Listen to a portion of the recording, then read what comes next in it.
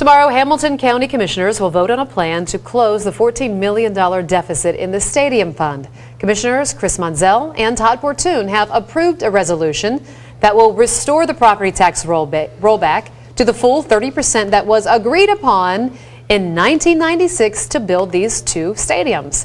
The county will sell Drake Hospital to UC Health for $15 million, which covers the stadium shortfall through next year. And after that, the county will use $8 million in casino revenues and another $1 million in parking garage subsidies to cover most of the shortfall.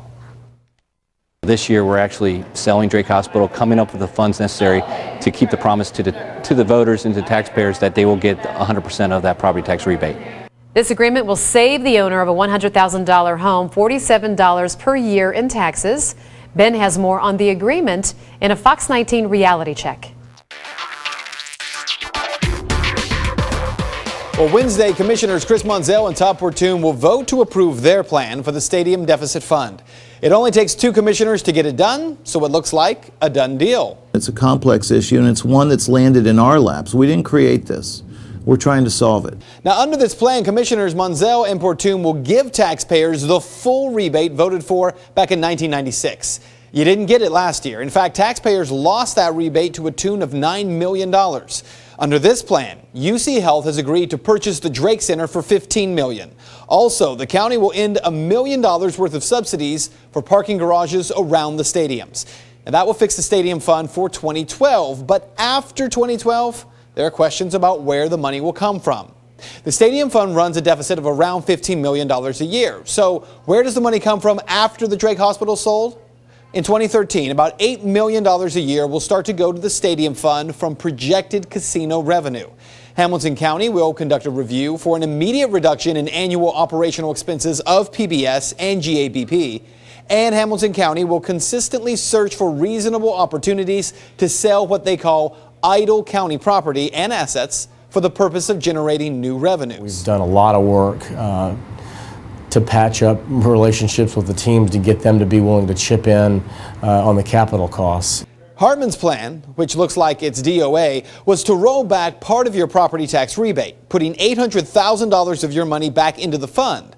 But under his plan, taxpayers aren't the only ones giving something up. Instead of spending $23.9 million between now and 2016, which, by the way, is the current agreement, the Bengals and the Reds have agreed to spend $8 million, which would keep $15.9 million in the stadium fund. Hartman then wanted to raise the rest of the money by putting 100% of the county's take of the new casino revenue into the fund in 2013. We can't whine about it and complain about it and wish it were something different. So the question I had, and you may have had it too, how can it be legal for commissioners not to honor the property tax rebate you voted for? Why was it such a major part of this debate? Well, the answer is pretty simple. Dusty Rhodes, the county auditor, tells me that the property tax rebate is not part of the bonds sold on the stadiums, which means there is no legal way to force commissioners to give the rebate.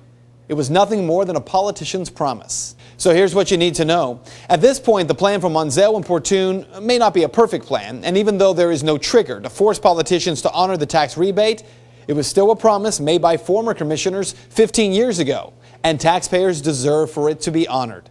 Let's hope that moving forward, plans for the fund in the future can be made on real dollars and not dollars we simply hope for. And that is Reality Check. In our commitment to balanced news, we play several calls to Commissioner Greg Hartman.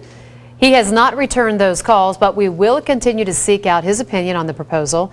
If you'd like to make your voice heard on the story, you can do so by commenting on Ben's Facebook page.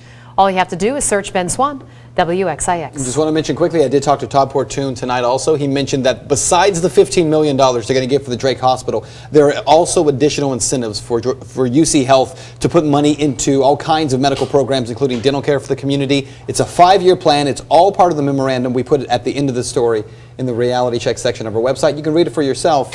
They're going to vote on it tomorrow. Okay.